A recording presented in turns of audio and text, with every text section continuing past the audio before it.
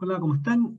Bienvenidos a este nuevo webinar de conversación sobre un tema tan relevante como estamos viendo hoy día en nuestro país, que es el trabajo decente y las relaciones laborales colectivas. Principalmente agradecerle a cada uno de los moderadores y presentadores que tendremos hoy día de gran alto nivel, con una presentación y una elaboración súper importante para los temas de contingencia que estamos viviendo hoy día como país. Y por sobre todo, dada la sensibilidad social que tenemos como comité de recursos humanos y educación dentro de la Cámara, con aspectos tan fundamentales para la cotidianidad de nuestra realidad de vida. Contarles que tenemos hoy día, y agradecer también a la Cámara de Comercio de Australia, a la Jimena López, que es nuestra gerente general, por esta oportunidad de poder hacer una presentación tan importante como organización y como Cámara a través de nuestro Comité de Recursos Humanos de Educación. Y para esto, sin más preámbulos, voy a hacer una presentación de nuestra moderadora de nuestro seminario de hoy, que es la señora Mónica Aris. Ella es gerente de Recursos Humanos de Laguna Resource, que hoy día está liderando los procesos y procedimientos del área de recursos humanos, enfocados principalmente en los objetivos de la compañía. Ella tiene una experiencia profesional de 12 años en el área de recursos humanos. Además, posee un diplomado en gestión y administración de recursos humanos de la Universidad del Pacífico y máster en gestión de personas y desarrollo de talentos de la Universidad San Sebastián. Gracias, Mónica, por aceptar nuestra invitación y tan importante y noble misión que es moderar a dos grandes profesionales como son Fernanda y Tomás. Adelante, gracias. Gracias, Cristian, por la presentación. Buenas tardes a todos y a todas. Efectivamente, el tema que vamos a ver hoy día es bien relevante en la situación del país en que estamos, a puertas del plebiscito de salida, y creemos que es muy importante estar informados con respecto a varios temas que presenta la propuesta de nueva constitución, y en relación a ello es que hoy nos acompañan dos grandes abogados quienes nos van a presentar el tema de trabajo decente, en qué consiste, y las relaciones laborales colectivas, siendo así también la negociación colectiva y la huelga. Antes de presentar a nuestros expositores, les recuerdo que este webinar será grabado y luego será posteriormente compartido en las redes sociales de AUSCHA.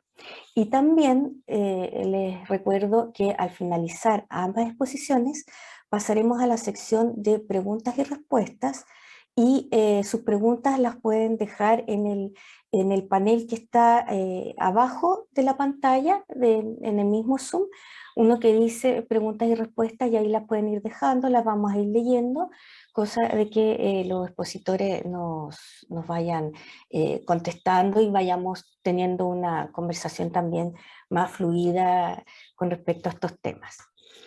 Bueno, antes que nada quiero comenzar presentando a María Fernanda Espinosa.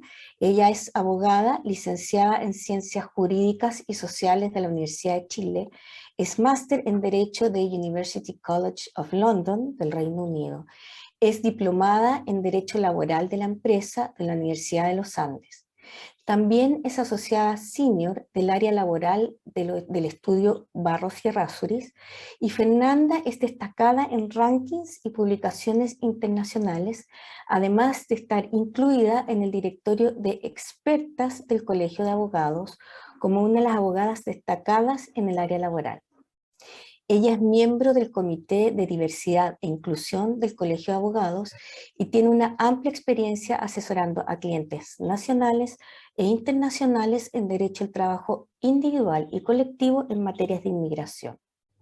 Además, cuenta con diversas publicaciones en revistas nacionales sobre temas relacionados al derecho laboral y es miembro del equipo docente del Diplomado de Compliance y Gobiernos Corporativos de la Pontificia Universidad Católica.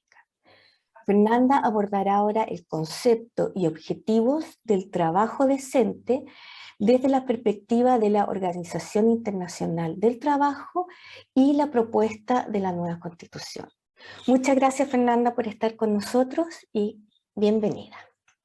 Muchas gracias, Mónica, por esa presentación, introducción y, por supuesto, a la Cámara Australiana también por esta invitación a participar de este webinar tan interesante, bueno, junto a Tomás sobre este tema. Bueno, trabajo decente es la parte sobre la que voy a exponer. Muchos se preguntan qué es este concepto tan extraño de trabajo decente, ¿qué es el trabajo decente? Bueno, este término no es algo que hayamos inventado nosotros para ponerle un título a este seminario, a este webinar, sino que este término fue introducido precisamente por un chileno, de hecho, Juan Somavia, que fue director general de la OIT, quien en 1999 introduce este concepto de trabajo decente.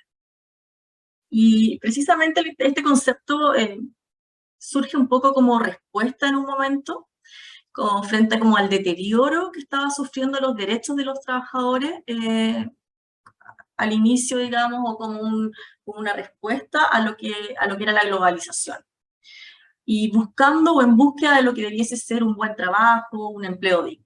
Entonces, perdón, Nicolás, te pido si puedes poner la presentación. Nos estaba faltando un detalle. Ahí estamos. Yo ya había partido, ya, ahí está. Entonces, inicialmente, este concepto de trabajo decente involucraba 4 objetivos específicos. Por una parte, lo que son los derechos en el trabajo, cuáles son los derechos que involucran a los trabajadores, las oportunidades del empleo, lo que es la protección social, y el diálogo social. Estos 4 componentes eran los componentes iniciales que comprendían lo que debiese ser el trabajo decente.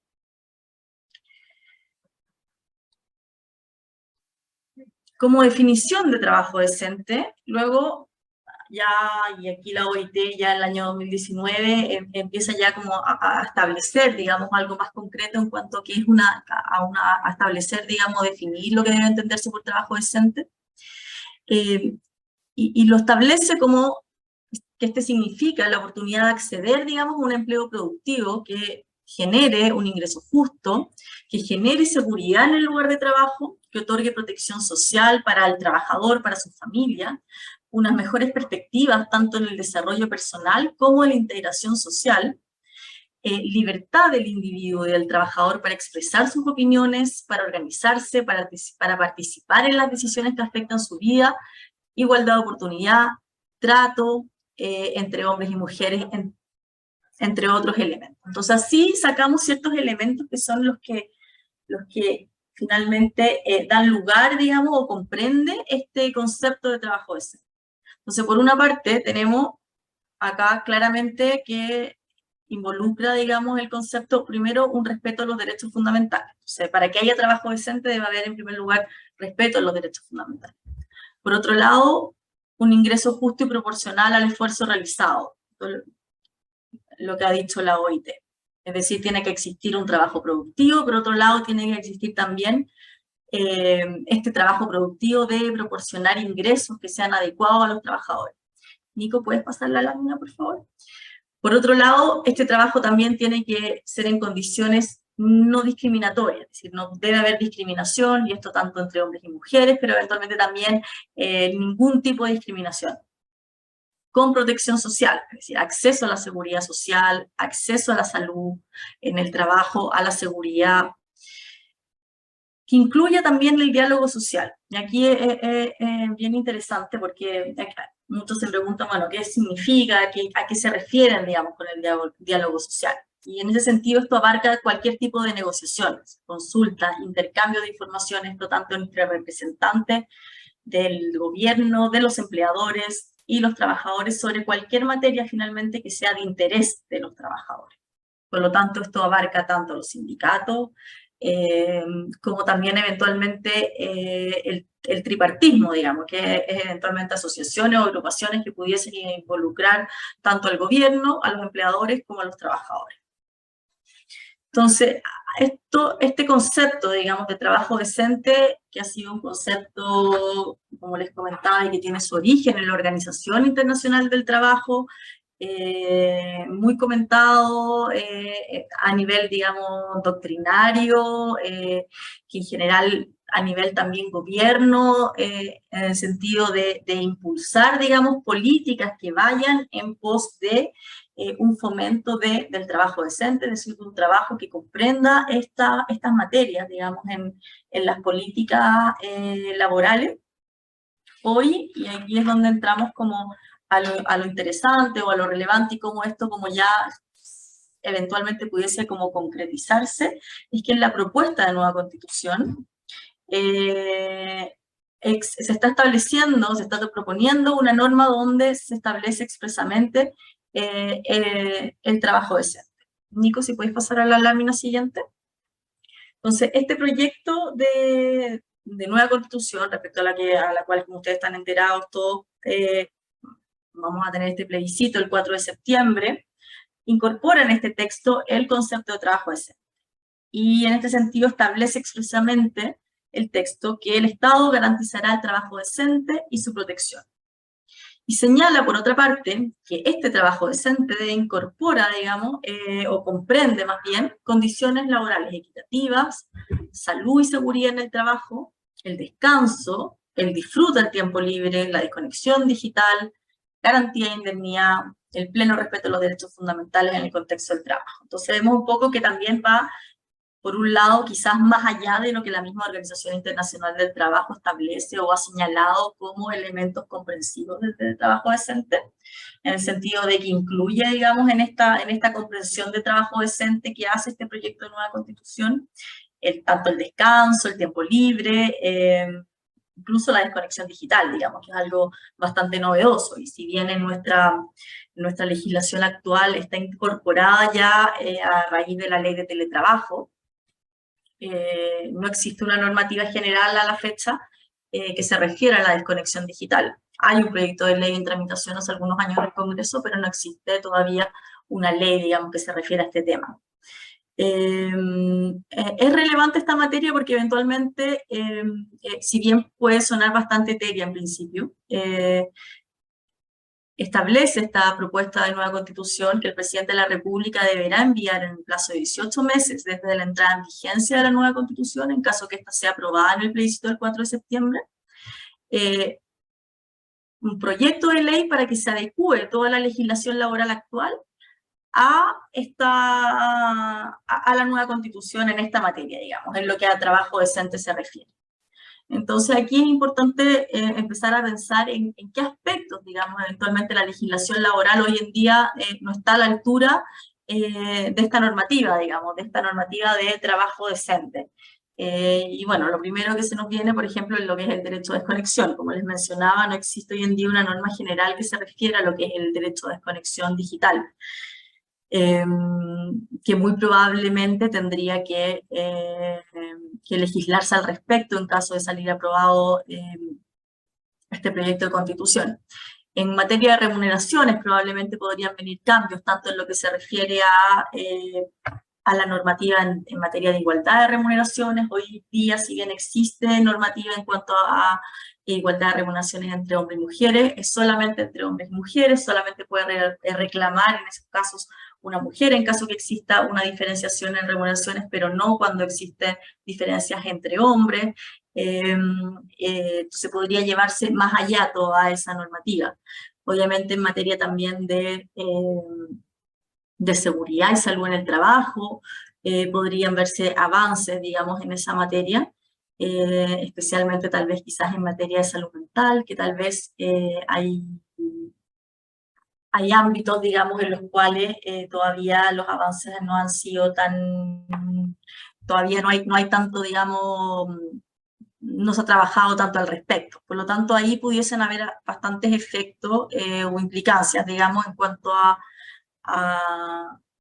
los efectos que pudiese traer en la legislación laboral, los alcances que pudiese tener una incorporación de este concepto de trabajo decente y lo que comprende un concepto de trabajo decente garantizado a nivel constitucional. No es algo muy usual, la verdad, no existe, como les comentaba, tampoco a nivel de otras constituciones que esté garantizado de forma constitucional este término. No es un término desconocido ni inventado, pero no es algo que esté a nivel legal comprendido, sino más bien es orientativo en general de políticas públicas. Eso por mi parte. Bueno, pasamos yo creo al tema de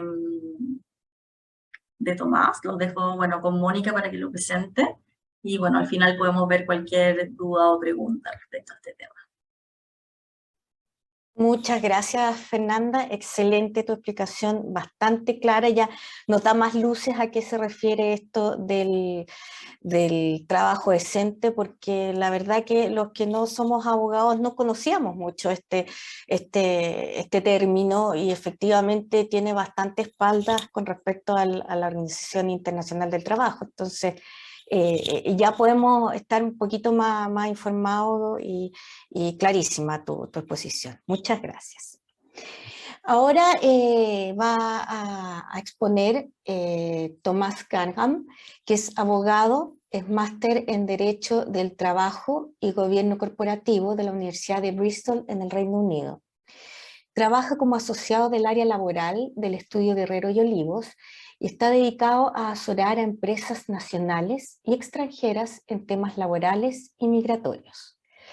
Tomás nos presentará las definiciones y comparaciones respecto del tema de negociación colectiva y huelga que están presentes en la Constitución vigente, en la propuesta de nueva Constitución y también en el Código del Trabajo. Muchas gracias, Tomás, por estar presente. Si te puedes conectar la cámara. Sí, ahí ya estoy.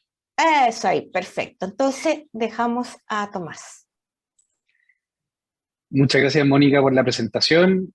Muchas gracias, María Fernanda, por tu presentación. Me parece súper clarita, súper iluminadora en cuanto a este concepto, ¿cierto? Que el trabajo decente, que va a ser en el caso de que se apruebe, ¿cierto?, la nueva Constitución, es un gran desafío a los que nos dedicamos al derecho del trabajo, ¿cierto? Gracias, Nico, también por poner ahí las láminas. Bueno, a mí me pidieron que hablara algunos minutos acerca de las relaciones laborales colectivas en la propuesta constitucional, que efectivamente, junto con el trabajo decente, quizás es uno de los temas más innovadores o donde hay mayores cambios respecto de la legislación actual. Y por eso quería empezar haciendo una breve referencia, ¿cierto?, a la legislación vigente. Nico, si puedes pasar a la lámina siguiente, por favor. Donde efectivamente las relaciones laborales colectivas, en el sentido de la regulación de los sindicatos, la negociación colectiva y en particular el derecho a la huelga, tiene un tratamiento que es bastante más resumido, ¿cierto?, que es lo que viene en la propuesta, ¿cierto?, que se votará prontamente en Chile.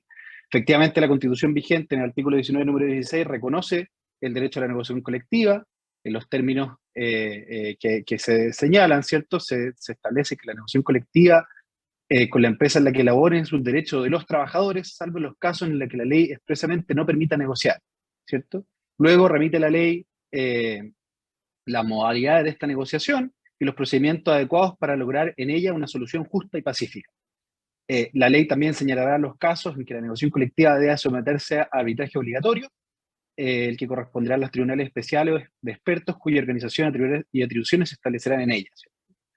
También establece una restricción de huelga a los funcionarios del Estado y de municipalidades y a algunas de las personas que trabajen en corporaciones o empresas que atiendan servicios de utilidad pública cuya paralización cause un grave daño a la salud o la economía del país, ¿cierto? Y ahí ya empezamos a ver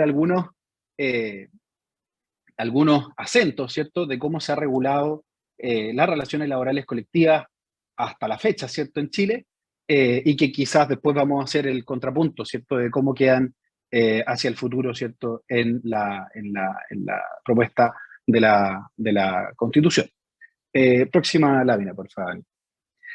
Luego, el Código del Trabajo, y esto es un resumen muy acotado, ¿cierto?, no es la idea hacer acá un análisis exhaustivo del tema, ¿cierto?, contiene una serie de normas que también regulan la negociación colectiva en el contexto del ámbito privado, ¿cierto? En primer lugar, el ámbito de aplicación de la negociación colectiva, que está establecido en el artículo 304, principalmente a las empresas privadas y a las empresas con aporte y participación del Estado.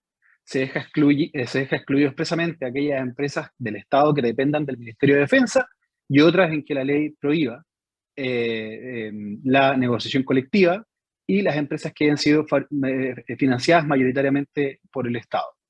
Luego también el artículo 305 tiene una norma que quizás también va a ser cuestionada por esta propuesta constitucional, ¿cierto?, que establece quiénes son los trabajadores que estarían impedidos de negociar colectivamente, señalando en general, ¿cierto?, los trabajadores dotados de facultades de representación, gerentes y subgerentes, y quizás en casos de micro y pequeña empresa, aquellos trabajadores que son considerados personal de confianza que ejerce cargos superiores de mando.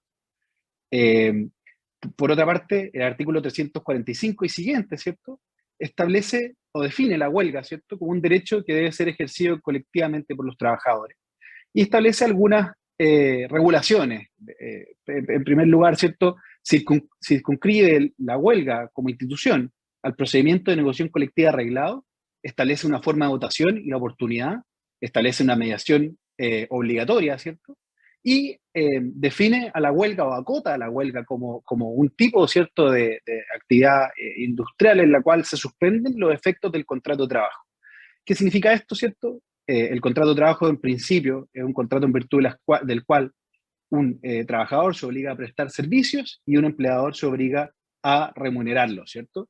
Estas obligaciones de prestar servicios y la contraprestación que tiene que otorgar el empleador como contrapartida, ¿cierto?, de esos servicios que se prestan, es lo que se vería suspendido en el contexto de que se ejerza este derecho a la huelga, que como ya vimos, ¿cierto?, en el artículo 345 y siguiente, la ley regula, en primer lugar, el contexto en el cual se puede ejercer legalmente este derecho, en la negociación colectiva arreglada, la forma de votación y su oportunidad de ejercicio, ¿cierto? La ley establece cuándo se vota, en qué periodo de la negociación colectiva se vota esta huelga y cuándo se termina ejecutando, ¿cierto? Establece incluso la posibilidad, la facultad que tienen ambas partes, ¿cierto?, tanto el sindicato como la empresa, de pedir una mediación que es obligatoria para la otra parte respecto a la inspección del trabajo, y finalmente establece las regulaciones de la reincorporación de los trabajadores al trabajo una vez que se votó y se está ejecutando esta huelga, ¿cierto? Lámina siguiente, por favor. También establece la ley algunas limitaciones y restricciones a la huelga, además de las limitaciones que están en el artículo 305, que quizás podríamos considerar que son limitaciones individuales, ¿cierto? El artículo 359, ¿cierto?, ya establece algunas limitaciones que están relacionadas con la calificación de servicios mínimos y equipos de emergencia, ¿cierto? Servicios mínimos y equipos de emergencia, bueno, son aquellos servicios que las partes pueden calificar como esenciales para la continuación de prestación de servicios que atiendan directamente al público, permitan evitar graves daños al medio ambiente, ¿cierto?, o a la salud de las personas, sin restringir el derecho a la huelga, ¿cierto? Esta es una institución que nació con la última reforma laboral que se hizo en la materia. Luego, se establece en el artículo 362 también la posibilidad de que se clasifiquen ciertas empresas como empresas estratégicas, ¿cierto? Y acá existe una regulación que establece el Código del Trabajo, en virtud del cual los ministerios de Economía, Defensa y Trabajo, ¿cierto?, establecen una resolución en la cual periódicamente van definiendo quiénes son estas empresas estratégicas en la cual, si bien se puede negociar colectivamente, no existe derecho a la huelga. Normalmente vemos en esas definiciones, ¿cierto?, empresas dedicadas a ciertos servicios de utilidades, ¿cierto?, por ejemplo, las empresas sanitarias, ¿cierto?, en el agua, las empresas de generación eléctrica, ¿cierto?, empresas de transporte en algunos lugares específicos, por ejemplo, las empresas que están dedicadas a prestar servicios de ferry o transporte marítimo en el sur, empresas dedicadas a algunos servicios relacionados con la salud, en particular los centros de diálisis, y algunas otras empresas incluso que presten servicios que podrían considerarse estratégicos, ¿cierto?, para la sociedad en general. Recientemente hemos visto, por ejemplo, que se incorporó algún tipo de empresas relacionadas con la ejecución de medios de pago electrónico, ¿cierto? Finalmente también la ley establece en el artículo 385, como contrapartida quizás a este caso de empresa estratégica en la cual no se puede votar una huelga, no se puede ejecutar una huelga, bueno, una existencia del arbitraje obligatorio para los casos en que esta huelga esté prohibida. Así tenemos una especie de, bueno, muy acotada, ¿cierto?, revisión de las normas que regulan el contexto de la huelga y la negociación colectiva hoy en día en la Constitución. Gracias, Nico. La Constitución que se propone, ¿cierto?, y que se votará prontamente, ¿cierto?, en materia de relaciones laborales colectivas tiene quizás dos grandes ejes que podríamos señalar. En primer lugar está el concepto de la libertad sindical, que es un concepto que ya está reconocido ampliamente en nuestra jurisdicción. Y en segundo lugar, el concepto del derecho a la huelga. Vamos a empezar por revisar quizás los puntos más importantes de esta libertad, de este concepto que es la libertad sindical, ¿cierto? En primer lugar, el artículo 47, número 1 de la propuesta constitucional establece que las trabajadoras y los trabajadores, tanto del sector público como del privado, tienen derecho a la libertad sindical. Y dice que este comprende el derecho a la sindicalización, a la negociación colectiva y a la huelga. Entonces, en primer lugar, ya tenemos ahí una diferencia con la legislación vigente, ¿cierto? Porque se establece que los trabajadores del sector público van a tener derecho, ¿cierto?, a la negociación colectiva y a la huelga propiamente tal, algo que hoy día, si bien hemos visto que existen, de hecho, paros de funcionarios del Estado, derecho a negociación colectiva y huelga propiamente tal es algo que no está considerado en la legislación. Luego, podemos ver en el artículo propuesto, ¿cierto?, del 47, número 2, que se reafirma ya un principio que quizás vemos controvertido, pero ya con cierta consolidación, ¿cierto?, en la doctrina y en la jurisdicción, en la jurisprudencia local, ¿cierto?, que es que son los sindicatos los titulares del derecho a la negociación colectiva. No sé si recuerdan, ¿cierto?, pero cuando cité el artículo 19, número 16 de la Constitución vigente, establece que la negociación colectiva con la empresa en la que laboren es un derecho de los trabajadores. A propósito de esa frase, ¿cierto?, vino una interpretación del Tribunal Constitucional que permitía, ¿cierto?, que no solo los sindicatos, sino que también los grupos de trabajadores que se constituían para negociar colectivamente pudieran negociar colectivamente, efectivamente, con la empresa.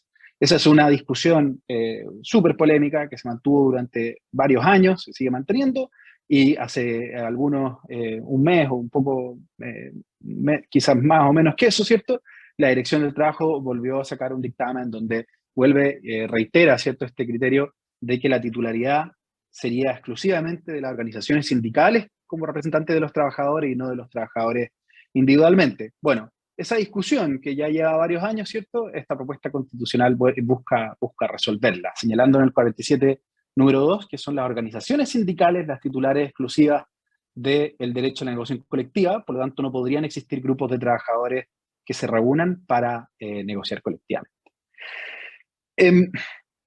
Quizás como el otro gran novedad, ¿cierto?, o tema que llama la atención de este artículo 47 en el sentido de la libertad sindical, ¿cierto?, se establece que el artículo 47 en su número 5 establece que el derecho a la negociación colectiva, los trabajadores y trabajadoras, ¿cierto?, van a tener que elegir el nivel en que se desarrolle dicha negociación. Y esto es una novedad, ¿cierto?, para nuestra legislación, donde podrán existir negociaciones colectivas ramales, sectoriales y territoriales, ¿cierto?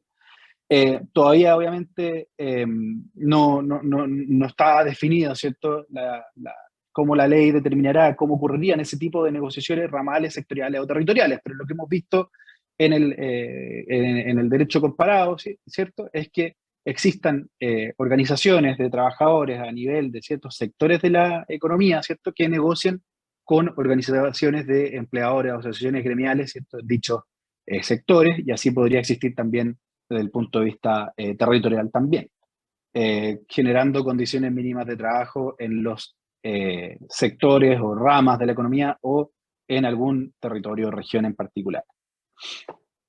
Sigamos, por favor, Nico.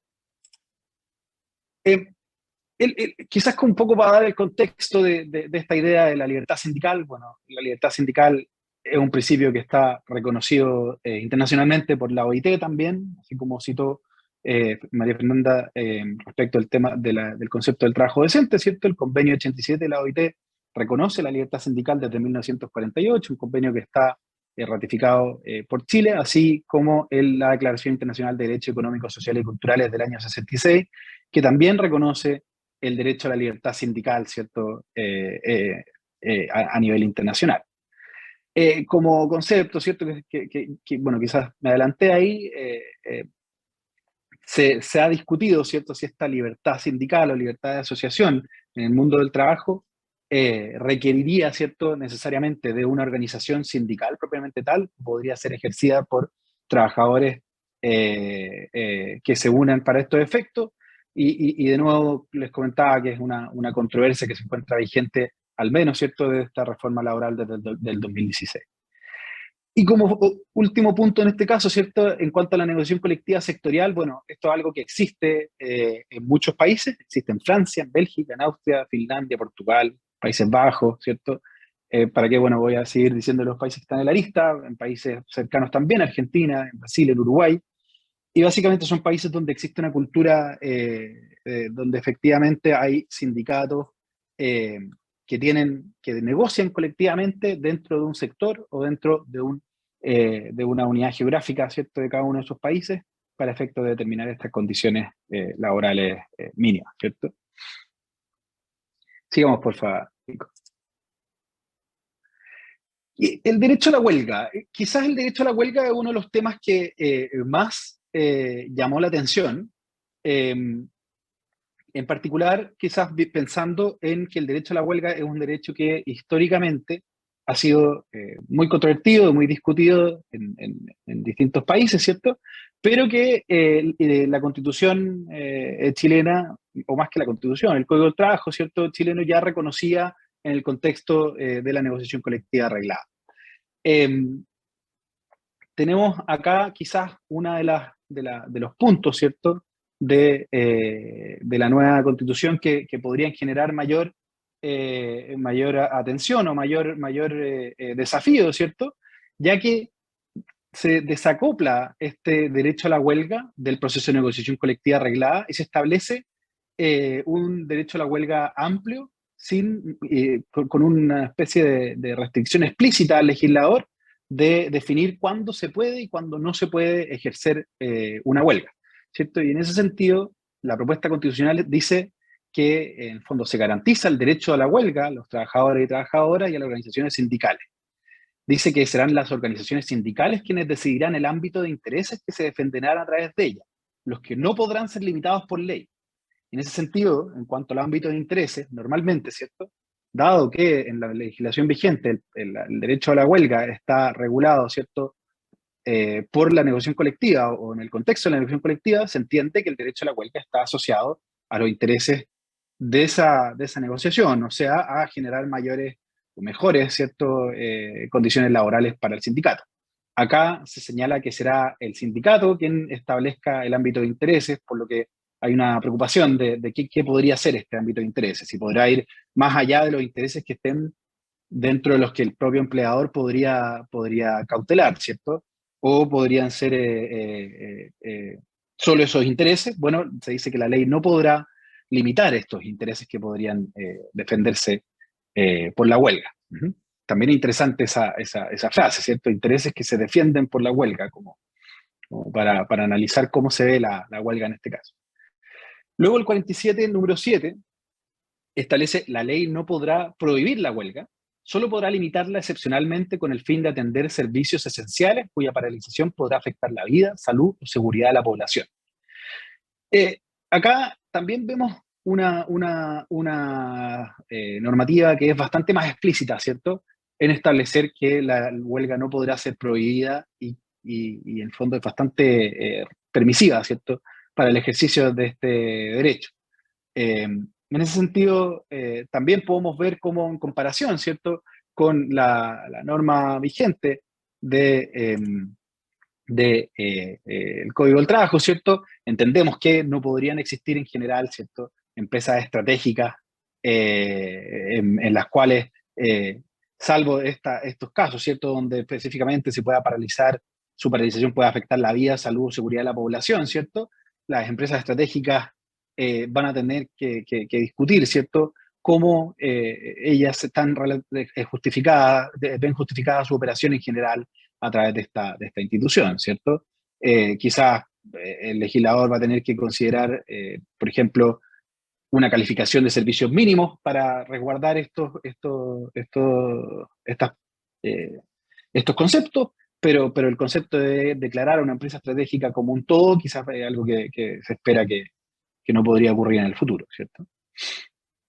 Y finalmente existe una restricción en el 47 del número 8, ¿cierto?, a la sindicalización o ejercer el derecho a la huelga a quienes integren las policías y las Fuerzas Armadas. Esto, bueno, es algo que muchas veces se ha considerado como normal, ¿cierto?, pero hay que tener en cuenta que en otros países, quizá en el derecho comparado, es habitual que existan organizaciones sindicales de policía, de Fuerzas Armadas.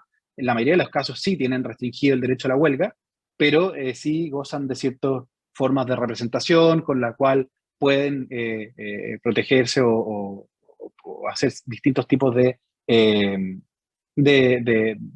gestión de sus intereses, ¿cierto?, de los policías o de la personal, ¿cierto?, de Fuerzas Armadas que participen en esos casos. Bueno, esto es algo que en Chile continuará, ¿cierto?, restringido si es que se aprueba la propuesta, ¿cierto?, dado que acá habría una restricción explícita al respecto.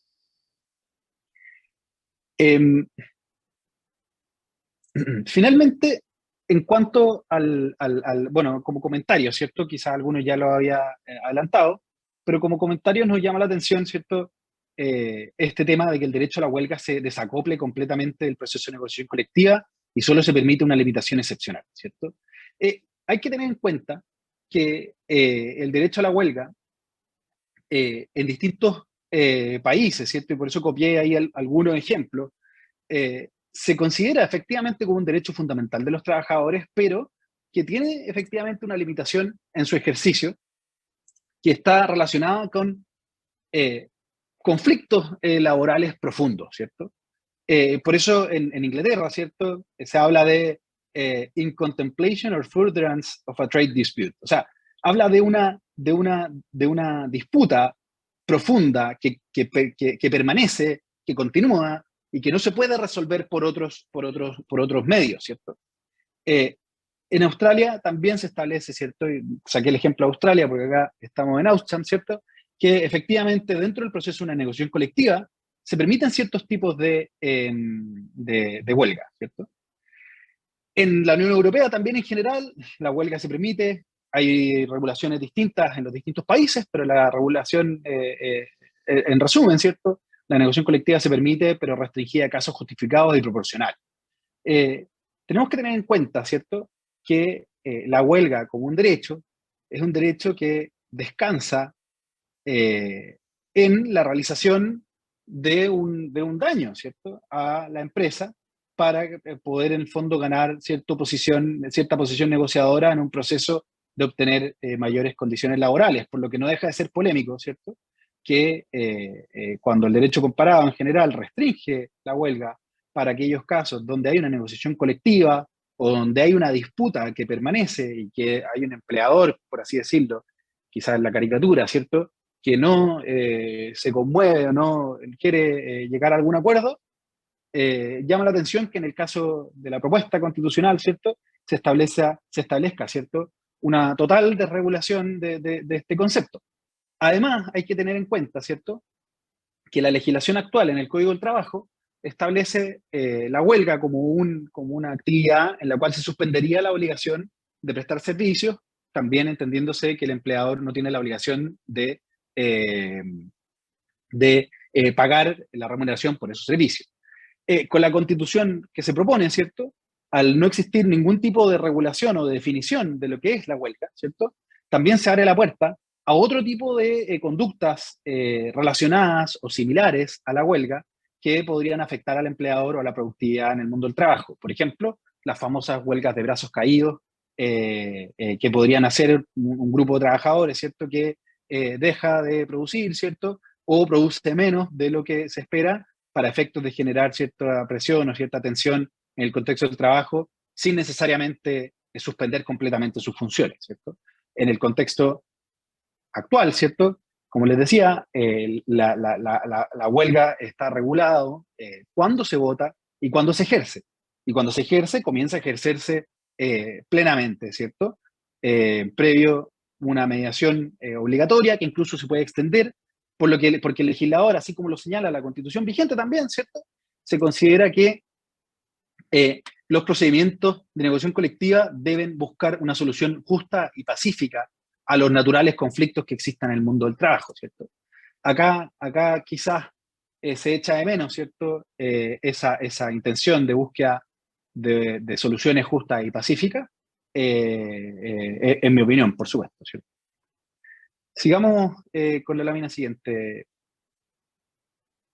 Finalmente, como uno de los últimos conceptos que han sido levantados, ¿cierto?, que se han discutido en esta propuesta, ¿cierto?, es el artículo 48, que establece esta obligación o este derecho, ¿cierto?, a los trabajadores de poder participar en las decisiones de la empresa. Los trabajadores, dice la propuesta, ¿cierto?, y a través de sus organizaciones sindicales tienen el derecho a participar en las decisiones de la empresa, y se establece que la ley regulará los mecanismos por medio de los cuales se ejercerá este derecho.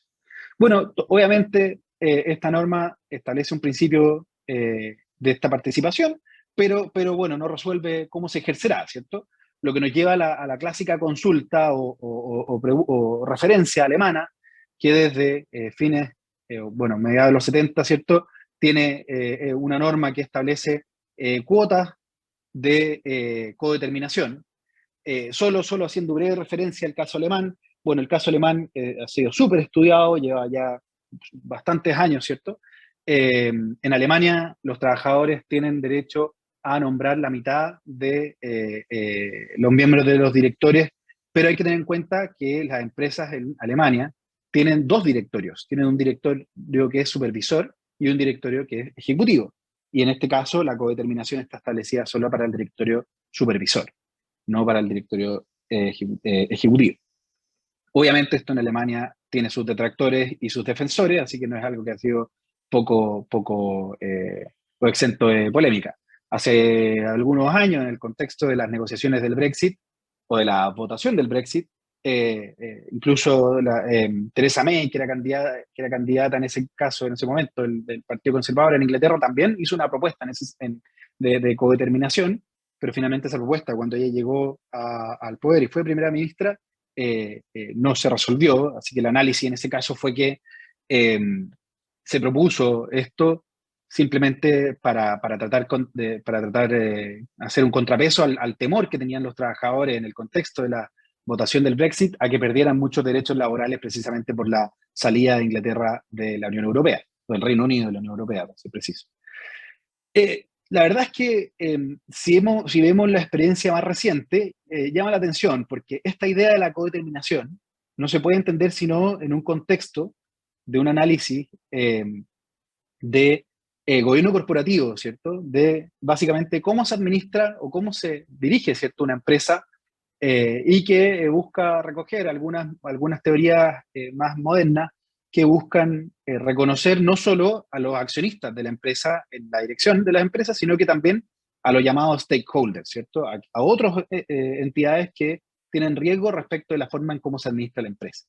Y en ese sentido, hay ciertos autores en Europa que han destacado que los cambios más recientes han descartado establecer cuotas de trabajadores en los directorios, prefiriendo establecer cuotas de género. El argumento básicamente es que los trabajadores representan a un grupo de interés muy particular dentro de la empresa, en cambio las cuotas de género representarían una minoría, ¿cierto?, en la sociedad históricamente no representada, ¿cierto?, en los directorios, que permitiría una representación más integral de los stakeholders en general, y no de un stakeholder en particular, como podrían ser los trabajadores. Hay un paper súper interesante que reconoce y que destaca la experiencia en Francia reciente, donde las empresas tienen cuotas de género hace ya bastante tiempo, y sobre todo también en los países nórdicos, donde también existen ciertos países, algunos distintos niveles de codeterminación, pero son mucho menores que la codeterminación Alemania, para ser franco también.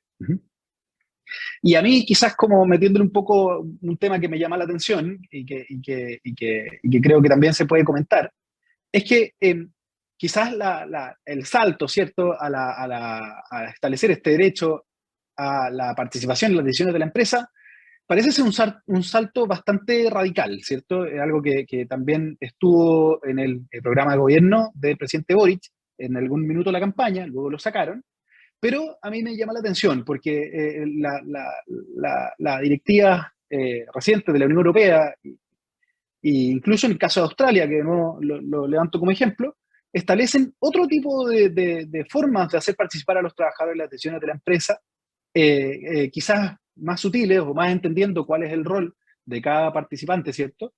Con ciertos derechos de información y consulta. En España y en distintos países de la Unión Europea, tú tienes la obligación, ¿cierto?, de hacer procesos de información y consulta cuando vas a tomar decisiones que implican, por ejemplo, despidos masivos. En Australia, en el caso de 15 trabajadores o más, ¿cierto?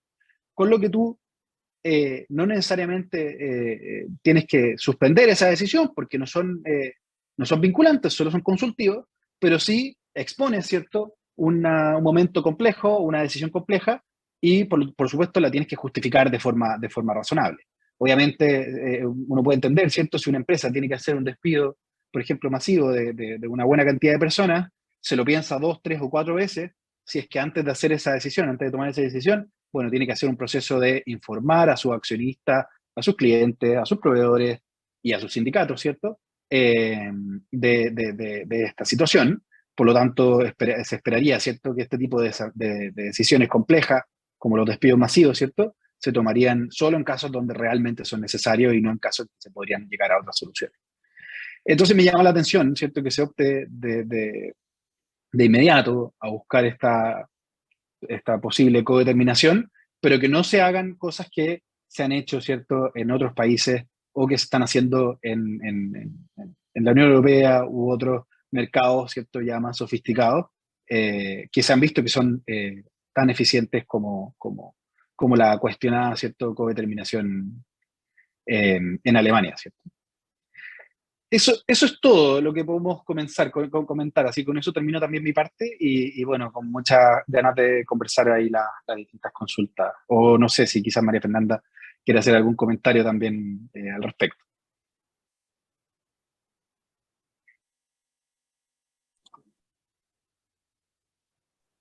No, súper completo, Tomás, la verdad, la presentación. Concuerdo bastante sí. en harto de los aspectos. Muchas gracias. Sí, muchas gracias, Tomás. Muy completo, muy buena la comparación para que tengamos más claro cómo es lo que respecta a huelga y negociación colectiva hoy en día y cómo se ve esta nueva propuesta. Yo ahora los invito a los que están participando que pueden dejar sus preguntas en el banner de abajo donde dice preguntas y respuestas para que tanto Fernanda como Tomás respondan respecto de estos temas. Vamos a ver si hay alguna pregunta. No, por el momento no hay ninguna. Yo tengo una pregunta para la Fernanda. Fernanda, con respecto a esto de los objetivos que ya tiene definido la OIT, de lo que es el trabajo decente. Tú nos mostraste esos objetivos.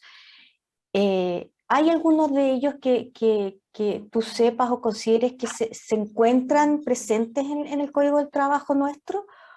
¿Hay algo que ya tengamos de antes o es absolutamente nuevo esto, los objetivos del trabajo decente? A ver, yo creo que muchos de ellos ya están, o sea, en nuestro Código del Trabajo contempla bastantes de los elementos, digamos, que comprende el trabajo decente. O sea, en primer lugar, el respeto a los derechos fundamentales. Existe normativa en el Código del Trabajo que se refiere a la no discriminación, el respeto a los derechos fundamentales. Existe un apartado específico de tutela de derechos fundamentales y un proceso para, digamos, tutelarlo. En cuanto a lo que tiene que ver con seguridad en el trabajo, existe normativa al respecto. En general, digamos, te diría que sí, el diálogo social tal vez, quizás que es algo como un poco más etéreo y que quizás ahí también toda esta como introducción de la participación de los trabajadores en las decisiones de la empresa van un poco por esa línea, quizás un poco llevados, como decía Tomás, a un poco al extremo, porque podría ir por un lado más de consulta, de información, más que necesariamente una participación o codeterminación, que quizás es lo que se está buscando. Tal vez, pero también está, digamos, existe el proceso de negociación colectiva, hay derecho a asociación, o sea, hay, no es que no exista, o sea, no es que no esté comprendido de ninguna forma, todo esto está. Yo creo que está garantizado, digamos, hay trabajo decente. Lo que pasa es que todavía igual, y ahí creo que es un concepto súper etéreo, y estos son como metas y como...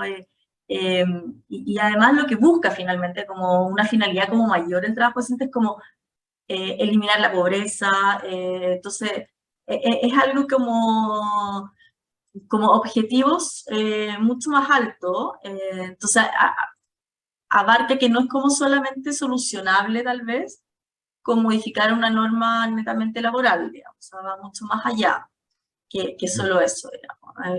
Es bastante más amplio, diría yo. Claro, O sea, como dijiste tú, más relacionado a los derechos fundamentales también.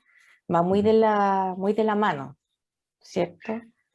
sí, porque como que todo esto surge, digamos, como, bueno, como obviamente como una precarización, como un contrastar o como, digamos, lo que era la precarización un poco de los derechos laborales, pero como buscando como metas súper amplias, como la inclusión social, la erradicación de la pobreza. Si uno se mete a ver cuáles son los principios orientadores de la OIT en materia de trabajo decente, como a nivel como macro, y no yéndonos como a los elementos un poco más, como la bajada que les hice un poco yo, es esto, es como inclusión social, erradicación de la pobreza, fortalecimiento de la democracia, como conceptos súper amplios. Entonces,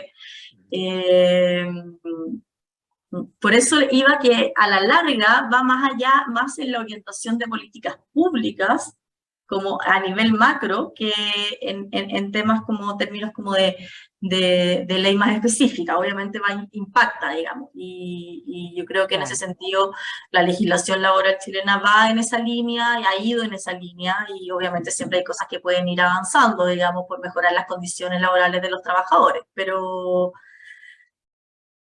lo hay, digamos, no es que aquí no exista nada, no hay una base, digamos, de todo eso. Claro. Sí, yo quería agregar un punto, si me permiten. Creo que estoy súper de acuerdo con la presentación de Fernanda en este caso, y sí, también yo creo que acá hay algunos acentos, ¿cierto?, que se ponen, que van en una señal, en una señal de quizás ponernos más al día con el lenguaje de la OIT, ¿cierto?, en estos temas, con los objetivos de desarrollo sostenible que tiene la ONU, ¿cierto?, que son objetivos interesantes, ¿cierto?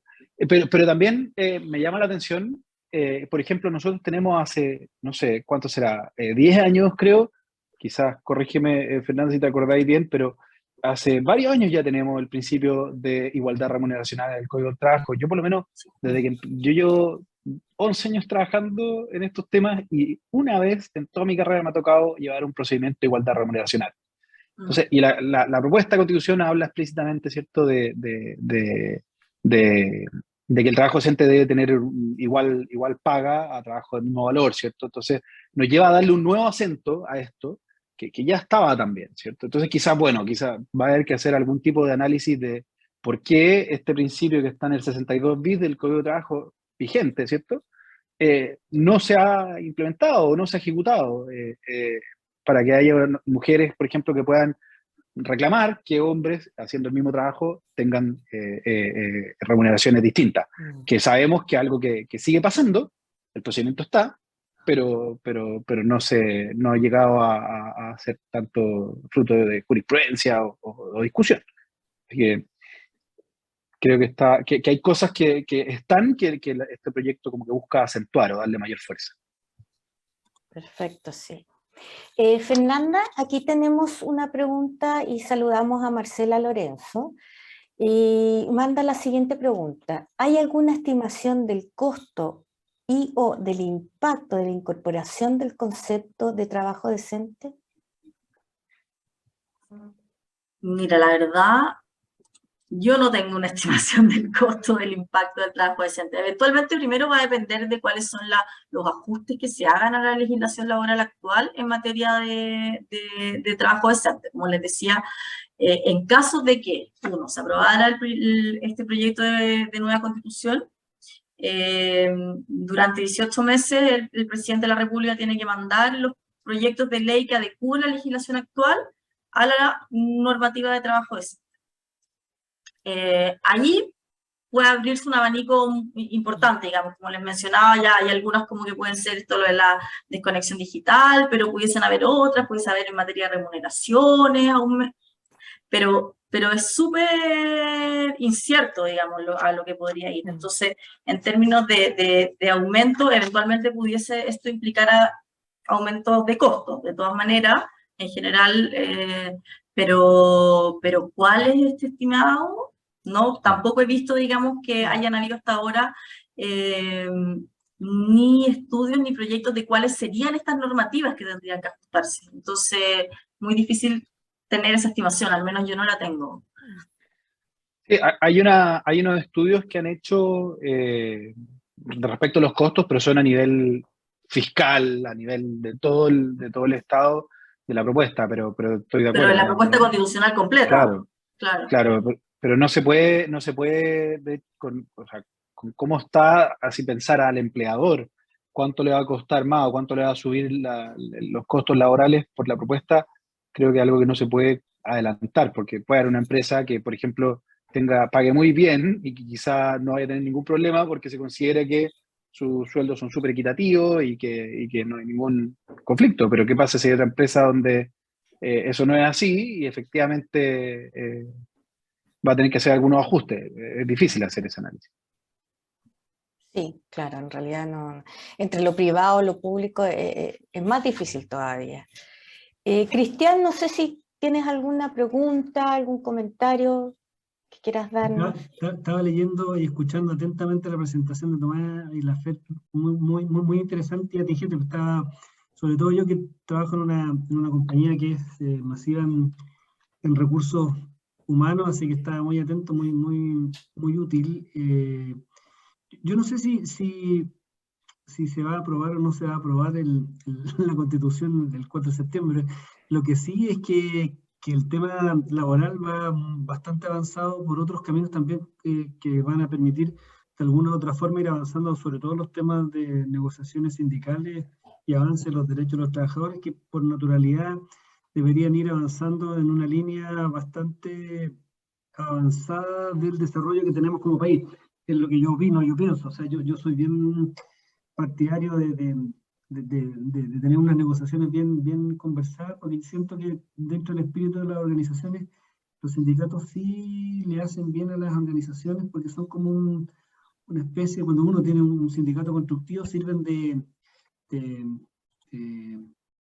contralores y también nos sirven para los procesos que dan más transparencia. Creo que transparencia y control, porque ellos están también preocupados de lo que se va generando y va desarrollando las organizaciones hacia adelante. Así que no, yo súper contento con la información, muy útil. Yo creo que mañana voy a aprovechar de comentar en el directorio lo importante que se viene con todos los temas, tanto de trabajo decente como de todo lo que tiene que ver con el tema sindical, hoy día de negociaciones colectivas hacia adelante.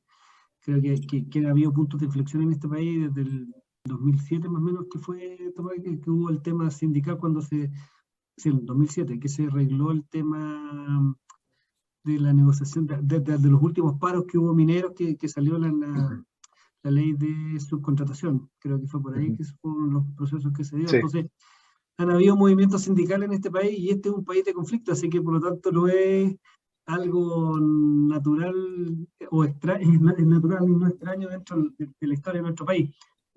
Es cosa de recordar hacia atrás toda la cantidad de conflictos que hay desde la muerte de Santa María en Iquique hasta el día de hoy. Entonces hay harto que estudiar e investigar, y harto por trabajar. Yo creo que los trabajadores hoy día, con todos los cambios tecnológicos que se vienen, tanto robóticos y tecnológicos y innovación en las organizaciones, se vienen muchos temas de responsabilidad social de cada organización y de todas las empresas, para ver cómo nosotros como directivos y equipos gerenciales de las organizaciones nos vamos proponiendo cómo poder ir desarrollando nuevos oficios, nuevos cargos, nuevas actividades que permitan ir supliendo estas cosas que van a ir cambiando la tecnología. Pero eso no, para mí es súper interesante, súper motivador el tema, y de primera línea. De verdad que es una información que hoy día es súper útil. Estamos en primera línea con informaciones de primer nivel. Eso es más que nada. Muchas gracias. Sí, perdón, solo quería como agregar como lo que dice Cristian. Me parece que más allá del resultado del plebiscito, yo estoy de acuerdo que acá hay algunas matices, ¿cierto? A mí la huelga, efectivamente, como está propuesta, es algo que me preocupa, ¿cierto? Pero más allá del concepto de la huelga en particular, hay otros puntos que efectivamente vemos que la tendencia va para allá. O sea, probablemente pueden haber algunas flexibilizaciones en el sentido de permitir ciertos niveles de negociación colectiva sectoriales, algo que en Chile se lleva discutiendo hace bastante años, y como hemos visto la evolución de los proyectos de ley y las discusiones laborales, probablemente la discusión va hacia allá. En algunos otros tipos en otros temas que están también considerados, por ejemplo, el tema de la titularidad sindical, también todos sabemos que la discusión, a pesar de que no se resuelva acá, es bastante probable que si no se resuelve acá en esta propuesta, probablemente también se va a resolver en alguna reforma que va a aclarar, porque todos sabemos que quedó bien controvertida, ¿cierta?, esa definición en la reforma anterior. Entonces, son desafíos, ¿cierto?, que se van presentando. Y yo estoy de acuerdo, por lo menos en mi experiencia, un sindicato con una relación madura y con buena comunicación, efectivamente ayuda a canalizar las inquietudes y las preocupaciones, y me encantó el nombre que le pusiste como contralor. Es un súper buen contralor de la realidad laboral, y te permite comunicar malas noticias, canalizar decisiones complejas. Nosotros nos ha tocado verlo en contextos, por ejemplo, en denuncias de acoso sexual internas, donde uno dice, chuta, ¿no? Estos gallos se van a negar a cualquier cosa. No, ¿sabes qué? Son los primeros que quieren que se protejan, ¿cierto?, que no ocurran ese tipo de cosas en el trabajo. Así que estoy muy de acuerdo con tus palabras, Cristian. Así que muchas gracias por la invitación a USCHAM a conversar de estos temas. Oye, perdón que me meta, pero está William Gisling con la mano levantada. No sé cómo puede hacer para que pueda participar. Ahí. A ver si pone su micrófono. A ver, William. Hola, William. Sí, William, hola. Hola. Oye, primero que nada quiero pedir disculpas por haberme incorporado al final o avanzada la reunión, pero los clientes son los clientes. Oye, yo tenía una consulta que hacerles, que es la siguiente. ¿Cuál es vuestra opinión respecto a el hecho de que por decreto, por norma, por reglamento, por ley, por lo que se les ocurra, a igual cargo, igual sueldo entre hombres y mujeres, y no dejarlo en forma libre asociado a lo que decía cada empresa, y más que eso, a lo que es el concepto del desempeño. Todos sabemos que muchas compañías extranjeras tienen sistemas de desempeño y de ranking, o como se llama, y ahí eso está asociado a un incremento de sueldo. Personalmente, yo opino, o sea, prefiero esa. Y si la mujer tiene mejor desempeño y tiene que ganar el 35% más, maravilloso. Es un poco lo mismo que el tema de la equidad de género. ¿Hasta qué punto, cuál es vuestra opinión de que por norma tiene que ser mitad hombre y mitad mujeres? Personalmente creo que se aleja del óptimo, es una buena forma para alejarse del óptimo. Si a lo mejor por currículum, por experiencia, por capacidad, por lo que sea, el 75% son mujeres, tendrán que ser el 75% mujeres. Y si son el 30%, serán el 30%, pero no hacerlo por decreto. ¿Cuál es vuestra opinión al respecto?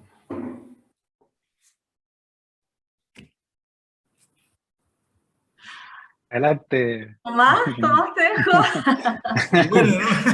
No, bueno, o sea, yo puedo decir un par de cosas, por lo menos, a ver, lo que yo dije de la igualdad remuneracional, por lo menos como está actualmente la legislación, y por eso yo como que lo levanto, porque digo, bueno, viene en la nueva Constitución, es una queja que se escucha muchas veces, ¿cierto? Pero en el Código del Trabajo actual, en el 62 bis, ya hay un principio de igualdad remuneracional entre hombres y mujeres que presten un mismo trabajo. Y eso no excluye o no prohíbe ciertas formas de incentivos al performance, al desempeño, a la productividad. De hecho, la ley expresamente dice que las diferencias objetivas en las remuneraciones que se funden, entre otras razones, en capacidades, calificaciones, idoneidad, responsabilidad, productividad. Entonces, que haya igual remuneración a trabajo de igual valor no significa que todos tengan que ganar lo mismo. Por ejemplo, no sé, todos los vendedores ganen lo mismo. Tú todavía vaya a poder seguir teniendo un sistema de comisiones, por ejemplo, donde un comisionista que vende más va a ganar más porque la comisión se devenga por el cálculo que se haga de las ventas, ¿cierto? Entonces, no significa eso, en mi opinión.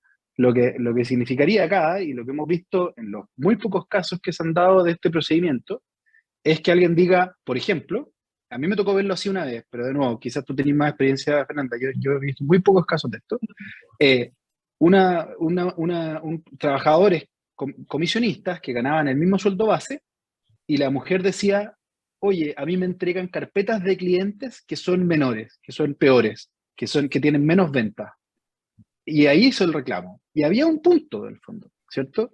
Entonces, esas son las cosas que quizás está la preocupación en este tema, ¿cierto? ¿Dónde se podría generar una discriminación?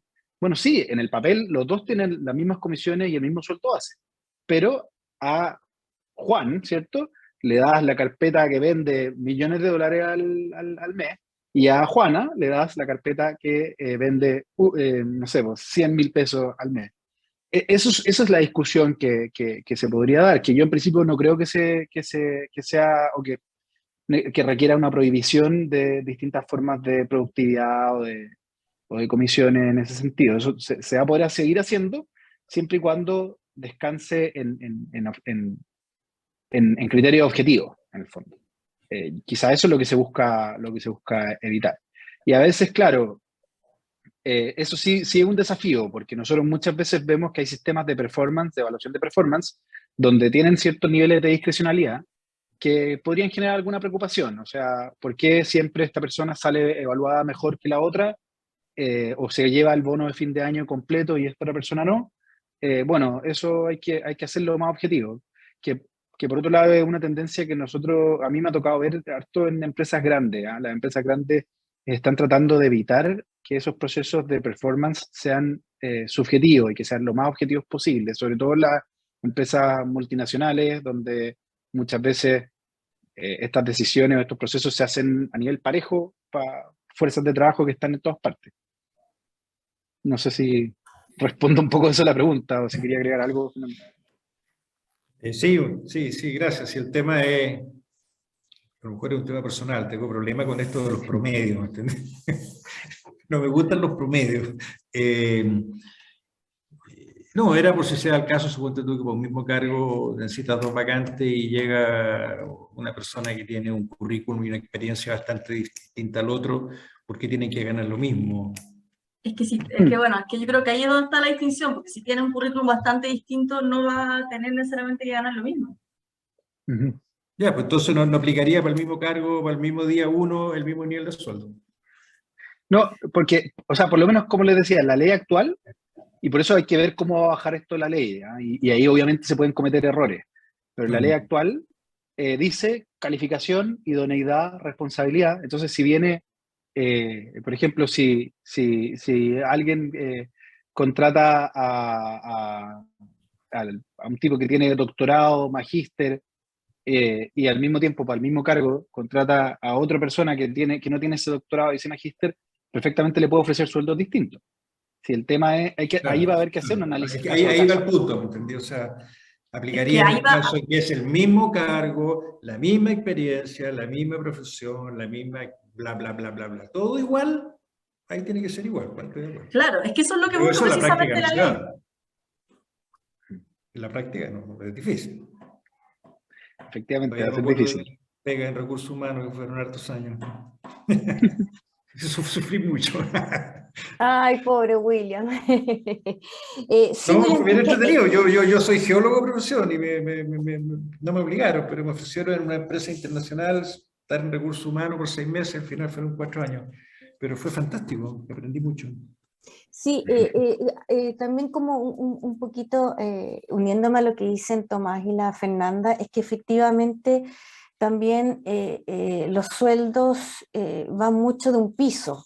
O sea, por ejemplo, si llega un ingeniero recién recibido y uno que ya lleva más años, quizás hay un piso de dónde parte cada uno. ¿Te fijas? Y eso es lo que se trata de hacer un poco más, en recursos humanos, un poquito más equitativo, que el piso por las características básicas que tú estás buscando sea más o menos el mismo. Ahora, también va a tener más peso, como dice Tomás, si hay un magíster, un doctorado, años de experiencia versus alguien que está recién saliendo a la vida profesional.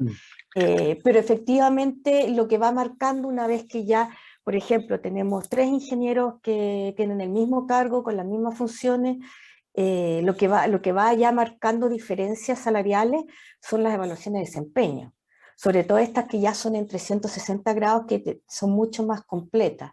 Entonces ahí es donde uno se va ayudando un poquito para todo lo que tiene que ver las remuneraciones. No sé Y si yo te creo que ahí va a ayuda un estar poquito. y yo creo, Mónica, que ahí va a estar el desafío en estos temas. Claro, En esos exacto. casos de las evaluaciones de desempeño, o en los casos donde tú veas que haya una minoría, que puede ser mujeres, puede ser minoría de género en general, puede ser racial, puede ser alguien que se sienta discriminado por alguna categoría en particular, que diga, está bien, tenemos este mismo piso, pero en las comisiones, como les decía yo en el tema de las carteras de venta, por ejemplo, está bien, yo tengo las mismas comisiones. Todos tenemos un 20%, por decir, no sé, un 10% por venta, ¿cierto? Pero este gallo se lleva 2 millones y yo me llevo 200.000 pesos.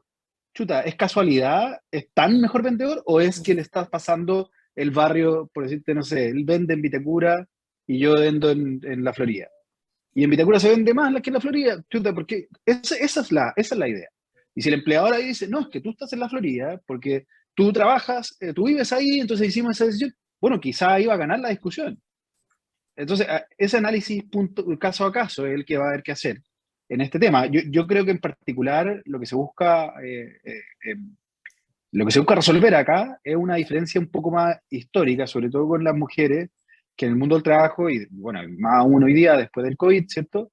En general ganan menos estadísticamente a nivel general, ¿cierto? Pero esto es una pelea que va a haber que dar en el caso a caso, en fondo, para quizás después terminar cambiando la estadística global, ¿cierto? Eh, por lo menos eso es lo que yo entiendo. Si alguien llega a decir, oigan, está bien, en el papel tenemos lo mismo, pero en la práctica esto se traduce en menores remuneraciones, ahí vamos a tener que tener un ojo de por qué esa diferencia es objetiva. Y por eso, de nuevo, las evaluaciones de desempeño y los bonos y las distintos tipos de compensaciones, es importante que se trate de objetivizar lo más posible cómo se dan, por qué se dan, para poder decirle, oye, no, esto no es arbitrario. Si esta persona se llevó el bono completo de fin de año, es porque tiqueó todas las cajitas y cumplió todas las metas, y si esta persona no se lo llevó, no es porque el jefe le cayó mal, es porque no tiqueó todas las cajitas y no cumplió todas las metas. Y mientras más objetivo sea eso, esta decisión, esta discusión más protegida en las empresas van a estar. Yo creo que lo que decía Tomás es súper relevante y que apunta también un poco al tema de la igualdad de oportunidades. Porque imagínense, la minería, por ejemplo, se contratan dos ingenieros con el mismo todo, excepto el sexo. Uno va a operaciones y el otro queda en la oficina central en Santiago, trabajando al lado del vicepresidente de la unidad. Uno va a tener más visibilidad que otro. Y probablemente cuando efectúe la evaluación de desempeño, si no están súper objetivos los indicadores, puede que existan diferencias en la evaluación y se despeguen en lo que es remuneración. Entonces, ¿de qué manera poder buscar un mecanismo que las oportunidades sean similares? ¿Ya? Que el gallo de la Florida, aunque vive en la Florida, vaya a vender a Las Condes también y viceversa. Claro. Pero yo creo que el tema va también por el tema de las oportunidades, que no siempre se da. Sí. Bueno, da para mucho el tema, la verdad. Sí. Sí, de todas maneras. No sé si hay más preguntas, por lo menos en el panel de preguntas y respuestas no se ve nada más. Si alguien quiere levantar la mano, hacer algún comentario.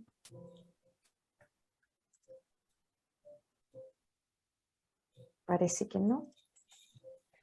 Creo que estamos ya con el tiempo, Mónica. Sí, también ya estamos con el tiempo, en razón del tiempo.